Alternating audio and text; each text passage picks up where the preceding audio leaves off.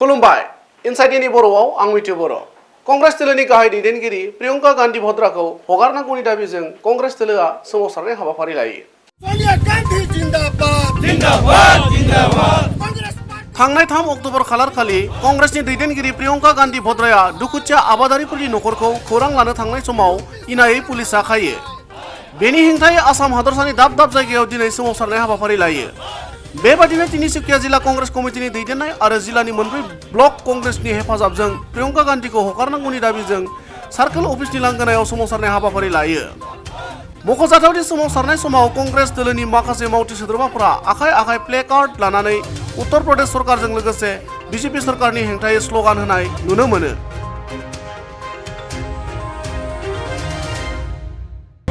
जी देखिए, जो सरकार दिल्ली में चल रही है, ये सरकार पूरी तरीक़ा से तानाशाही सरकार चल रही है। हमारी जन्म नहीं हुई थी, जनरल डायर को हमने नहीं देखा है, लेकिन जिस प्रकार से भारत के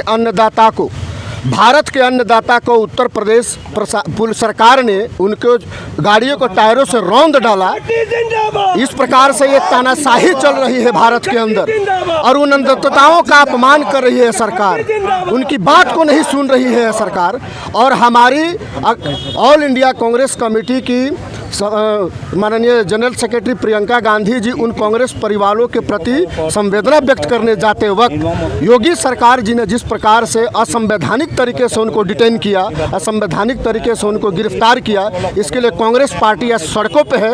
असम प्रदेश कांग्रेस कमेटी के निर्देश के अनुसार पूरे असम के जिले के अंदर कांग्रेस पार्टी आज हर सरकारी कार्यालयों के सामने धरना दे रही है और प्रियंका गांधी जी को सम्मानपूर्वक रिहा करने की हम मांग करते हैं। यह कांग्रेस पार्टी की मांग है।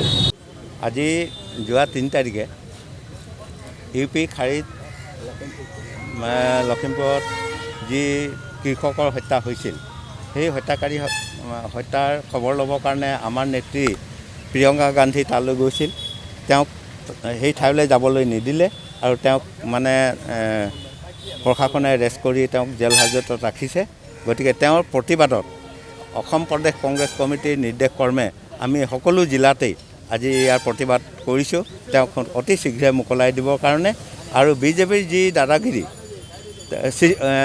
ব্যৱস্থাৰে যি শাসন চলাবলৈ লৈছে তাৰ প্ৰতিবাদ জনাই আমি তিনিচুকীয়া জিলা কংগ্ৰেছৰ তৰফৰ পৰাও আজি প্ৰতিবাদ সাব্যস্ত কৰিছোঁ। জিলা কংগ্ৰেছ কমিটিৰ উদ্যোগত যোৱা 3 তাৰিখে যি ধৰণে আমাৰ কৃষকসকলক হত্যা কৰিলে বিজেপি দলৰ নেতাৰ পুত্ৰৰ যোগেদি, তাৰ প্ৰতিবাদত তিনিচুকীয়া জিলা কংগ্ৰেছে প্ৰতিবাদ জনাইছে আৰু তীব্ৰ ভাষাৰে ইউপি চৰকাৰ গৰিহণা দিছে।